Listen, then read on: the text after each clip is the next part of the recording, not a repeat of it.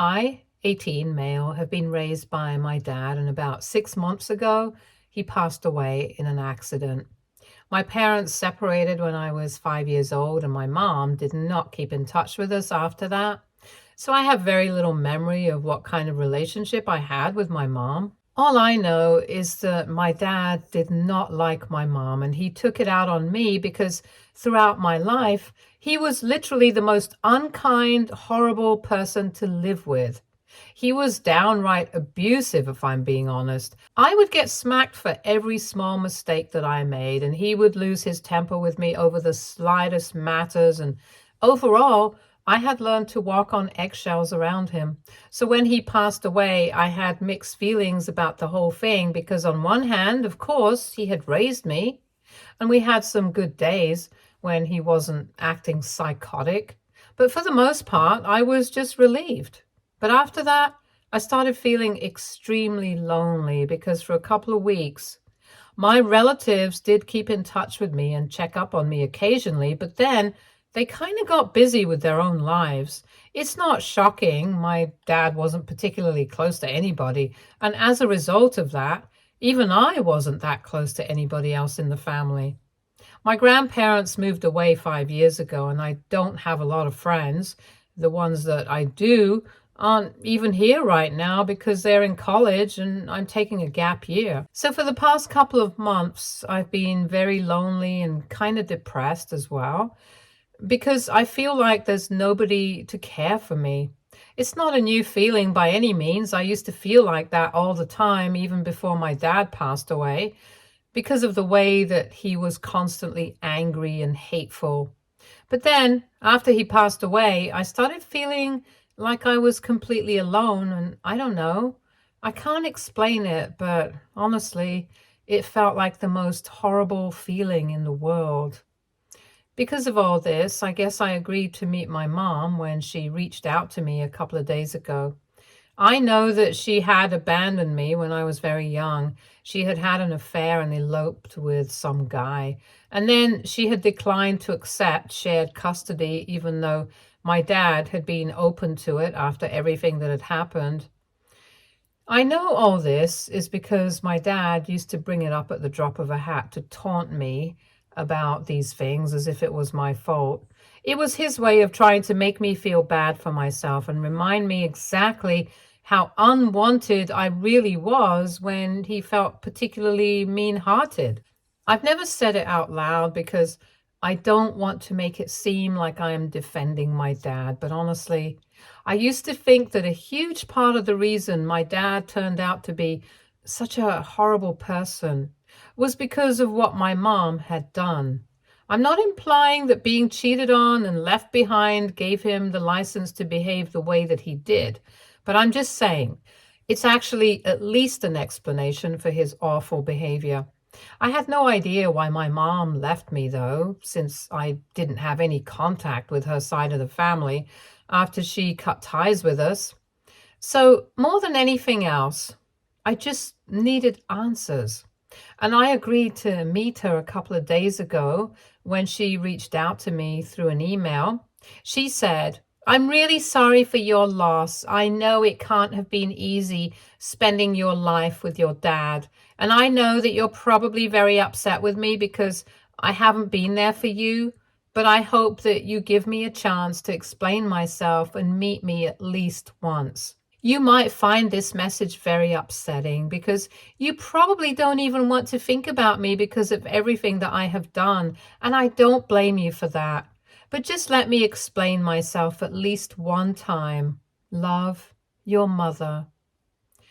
I didn't really want to speak to anybody from the family about it. So I decided to consult a couple of my friends, and they told me to go for it because if I didn't, I would probably keep thinking about it. So just so that I don't end up regretting passing up this opportunity in the future, I decided to write back and told her I was ready to meet her. And within a few days, she showed up at my house. It was very awkward at first since I hadn't seen this woman for almost 13 years, and I felt like I had to be a little more formal. But within a couple of minutes of making small talk, she started hugging me and crying and told me that she had thought about this meeting every single day ever since she left, and she had never stopped regretting her decision of letting me go. I don't know how to feel. I had no idea what she was talking about, so I decided to just cut to the chase instead of indulging in the whole act. And I just asked her why she had left me in the first place. And then, slowly, she started telling me everything. And basically, my father had filed for a divorce when he had found out that my mother had been having an affair, and apparently I wasn't even his biological child. After explaining that whole thing to me, she showed me a picture of my biological father, and it just so happens to be my dad's paternal cousin. Basically, she got married to my dad just because she was pregnant with me, and there was a lot of pressure on both of them from their respective families to get married because of the pregnancy. They gave in to the pressure, and after dating for just 1 year, they got married when my mom was 12 weeks along. Unfortunately, both of them were really young. They didn't know what they wanted from their lives. And on top of that, my dad was still struggling to find his footing in the work arena. My mom had to quit her job to look after me at home, so none of them were happy about how things turned out. On top of that, my dad apparently already had a temper problem, and that used to flare up quite frequently after they got married and had me. And because of the constant fights and silent treatment, my mom ended up starting an affair with his cousin. That was a huge sore spot for him because, as it is, my dad used to compete with his cousin in pretty much everything. And I know for a fact that he was very bitter about him for some reason, although I didn't know what that reason was until recently. I knew that my grandfather was very close to his brother, but for some reason, I never got to see them after my parents' divorce, and neither did I get to see my uncle. It's just that I was too young to connect the dots, and very honestly, it hadn't even occurred to me in all these years that I might not have been my father's biological son. Of course, I did think that my mom might have had an affair with my dad's cousin, and that's why he cut my uncle and that part of the family out of our lives completely. But not even for a second did I think that I was not my father's biological son, because it was simply absurd. So finding out about that from my mom was a shock in itself. And then she even went on to tell me that when my dad found out about the divorce, he basically just used me as a weapon. Apparently, she had been forced to abandon me against her will because my dad and my grandparents, along with their lawyers, painted her out to be some immoral villain with a terrible influence on my life. When they found out about the affair, they went all out and somehow proved her to be mentally unstable and alcoholic, and even claimed that she had minor addictions and was an overspender. They made her out to be an incompetent mother, and although she tried her best with her minimal resources, she couldn't fight against my dad and his sharks. By the time they got divorced, my dad was doing pretty well, and his career and my grandparents have always been well off. So it's not a surprise that they were able to fight their case so well back then. Long story short, my dad built such a strong case against her in family court that she not only lost custody of me, but she didn't even get supervised visitations, and she was advised to stay away from me until she got better. So even when I got a little older, she thought about contacting me, but decided against it because she knew that my dad wouldn't like it and she didn't want to get into legal trouble with him. She told me that over the years she has tried to contest his arrangement several times, but has always fallen short, either because of her legal counsel or because of money, and because, of course, lawyers are pretty expensive, and good lawyers on top of that are even more expensive, and I'm like my dad. My mom wasn't exactly some rich exec. She's a store manager and can't afford to throw away money like he can. So that's why, after her last failed attempt to contest the arrangements almost 4 years ago, she decided to wait it out until I was 18, and she told me that it was the hardest thing that she had done, and now it's up to me whether I want to accept her as my parent or not. He was a huge shock to me, so I asked for some time to process things, and she left and told me that she would wait. Afterwards, I decided to call my grandparents and tell them about it because obviously they had known about all these things right from the beginning, but had never told me about it. They had always painted my mom to be some kind of villain, and my dad, in spite of having his anger issues, was still a good guy deep down. And after the divorce, that's how I had believed things to be.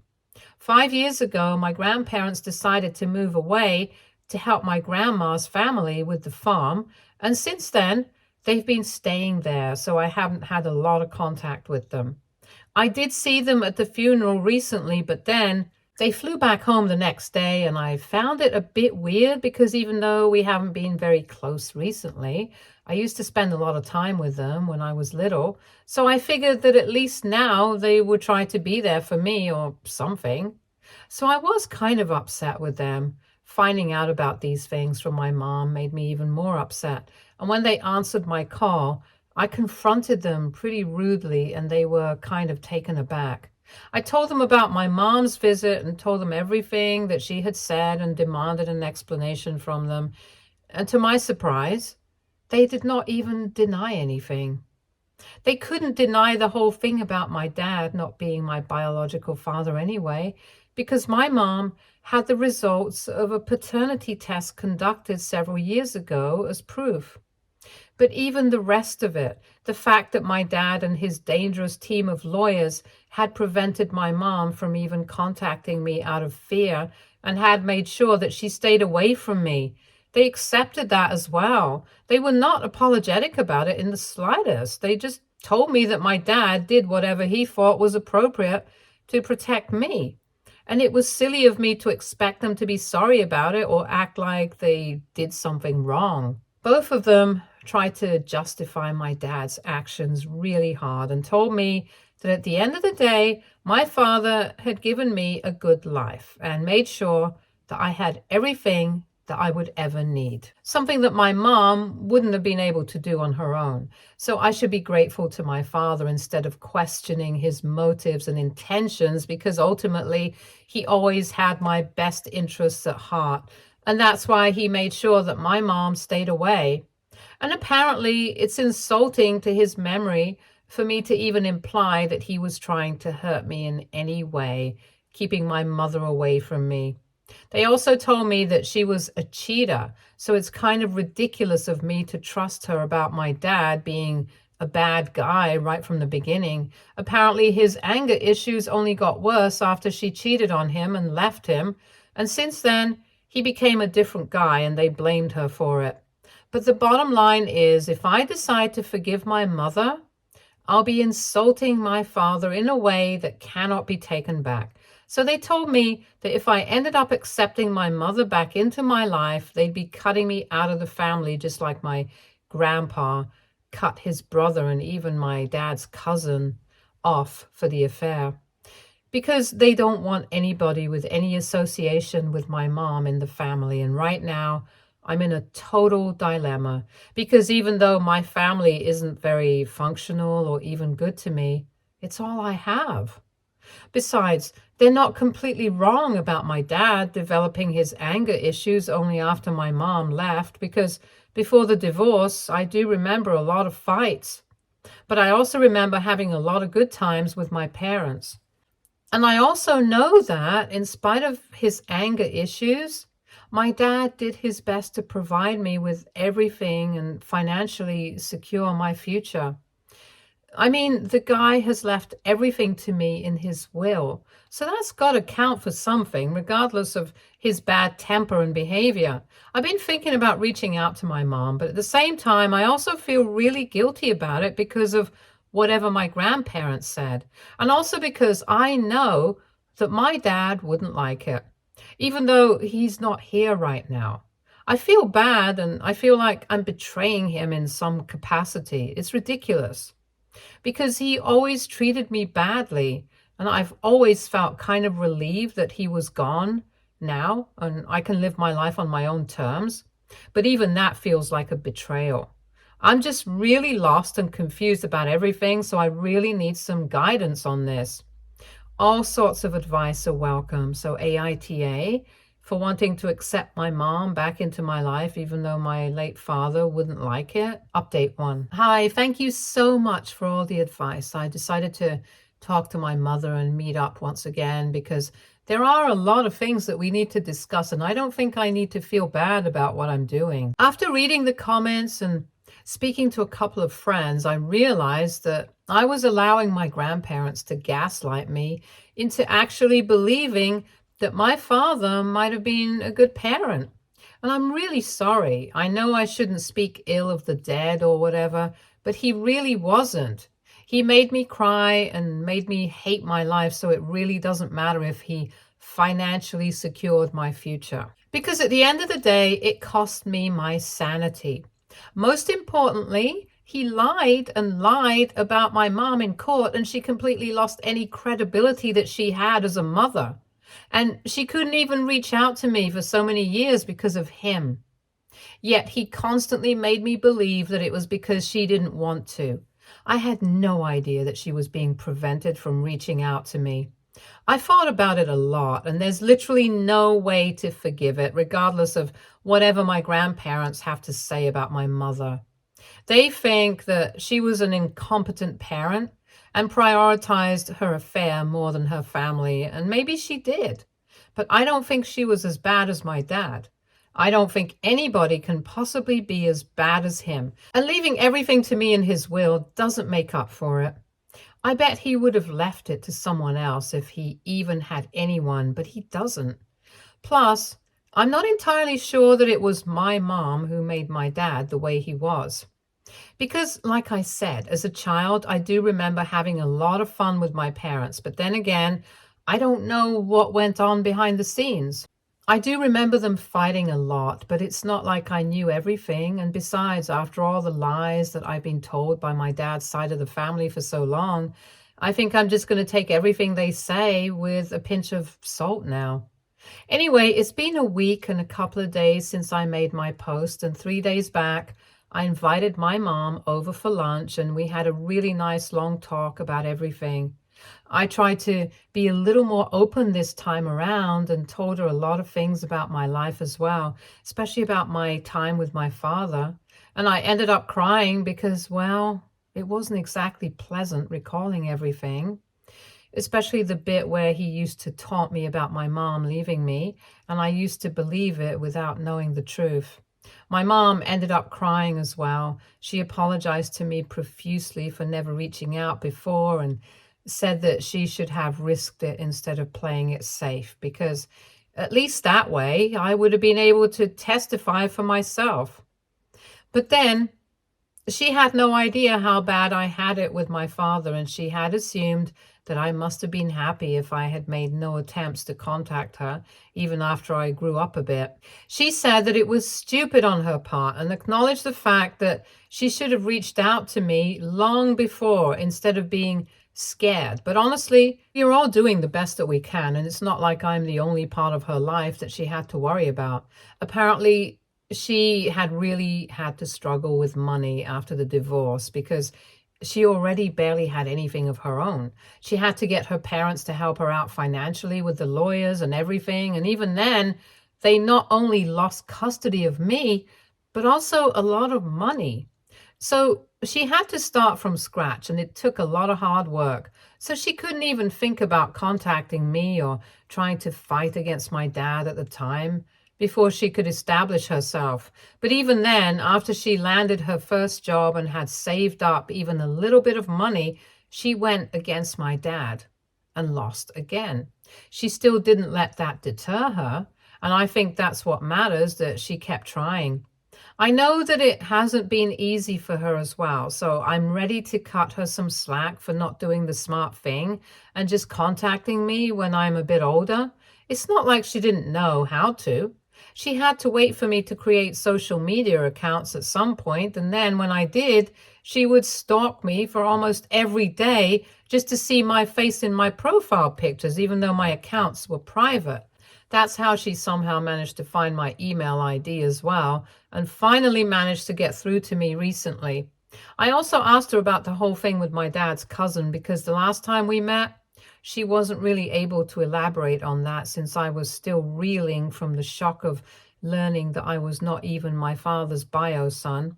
And to my surprise, she told me that my dad's cousin had dropped her a couple of months after she got divorced. He wasn't happy about having to do it, but apparently his parents had given him an ultimatum. He had fought for the two of them for a really long time, but at the end of the day, his parents did not want him to have anything to do with her, even though my dad and grandparents never spoke to his family after finding out about the affair. They didn't seem to care about it and just didn't want their son to have anything to do with my mother. It's strange because I really can't understand how his family was able to force a full-grown man to cut off my mom. But my mom doesn't seem to care about it anymore. She told me that it had been many years since the breakup, and even though it hurt a lot in the beginning, she has moved on. She's been with a couple of guys in the past, and currently she's been in a long-term relationship for the past 3 years and has been thinking about getting married. We talked about her life, and we even discussed the idea of staying together as a family, but I think it's going to take us some more time for that to happen because right now everything is really recent and raw.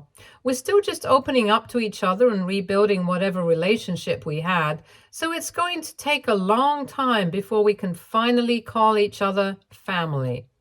But it's going well for now. My grandparents have no idea. They haven't even bothered to contact me since the last time we spoke, and I don't think I'm going to be contacting them anytime soon either.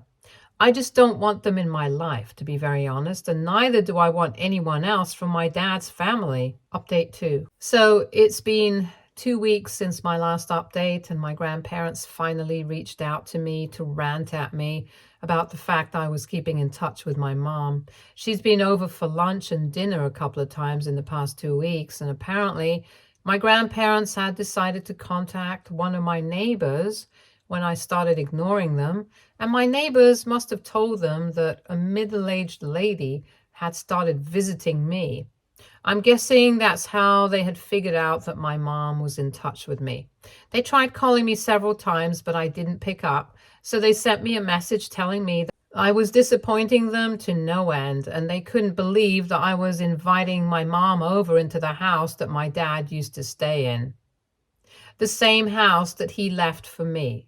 And yet it couldn't remind me to be grateful to him for everything that he had done. They claim that it's an insult to my father's memory for me to invite my mom and be hospitable to her after she had literally cheated on the original owner of that house. I don't even understand what they're getting at, but whatever point they're trying to make, it's a really stupid one, and I didn't even think it was important for me to dignify that with a response. But they didn't stop. They just kept texting me, and I really didn't want to block them because I knew that they would lose their minds and start annoying me even more if I did that. But ultimately, that's what I had to do. I told him not to reach out to me anymore, and then I blocked them last evening, and a couple of hours ago they were at my door demanding to be let in so they could talk to me about my behavior. I didn't even bother to argue with them. I just called the cops because I did not have time for this nonsense. I had invited my mom over for dinner, and I didn't want to be here when she finally arrived. And on top of that, I also had a bunch of job applications to fill out because I didn't want to run out of money. Anyway, when the cops finally showed up, I had them escorted off my property, and I even told them that now that my father was gone and he had legally left everything to me, this was my property whether they liked it or not, and I was going to do whatever I wanted regardless of whether they were happy about it or not. Besides, I'm an adult, and I know what's good for me and what isn't, especially after spending a lifetime with my father. I think it's finally time that I stand up for myself and do something. My grandparents were obviously not happy about what I had done, but in front of the cops, there was not much that they could do, so they just had to leave quietly. And then my mom came over for dinner. We had an excellent time. And we have even decided that the next time she visits, she's going to bring her boyfriend with her and introduce us to each other. Update 3. Hey, so it's been 4 months since my last update, and recently my mom and her boyfriend got engaged, and over the past couple of months, we have started rebuilding our relationship. So her boyfriend asked me to help him propose, and I did. I was there. I helped him set up all the cameras and stuff, and now they're engaged. I'm even helping them organize their engagement party, and I'm very happy for both my mom and myself because we have found each other after a really long time. And this time, nobody's going to force us to let each other go. Things have also been good for me on the work front because I applied to the company where my dad used to work, and coincidentally, I got a paid internship there since a lot of people knew my dad and wanted to give me a chance. So I guess I have to thank him for this favor, but really, I think it's the least he could have done for me. Especially now that my grandparents are contesting the will because I don't think they liked the fact that I had called the cops on them the last time that they showed up. This happened a couple of weeks ago, but I don't think I have anything to worry about. It took me a while, but I did manage to get in touch with my dad's lawyers, and when I explained the entire situation to them, they told me that they would take care of it. Knowing what they did with my mom, I don't think I have anything to worry about. I was a bit skeptical about them at first, but my mom told me that they were just doing the job, and in all likelihood, they probably believed whatever my dad used to tell them about her, so it's really not their fault. At the end of the day, they're really good at what they do, so why not? Anyway, they've told me that they have it covered, and given their past, I don't doubt them.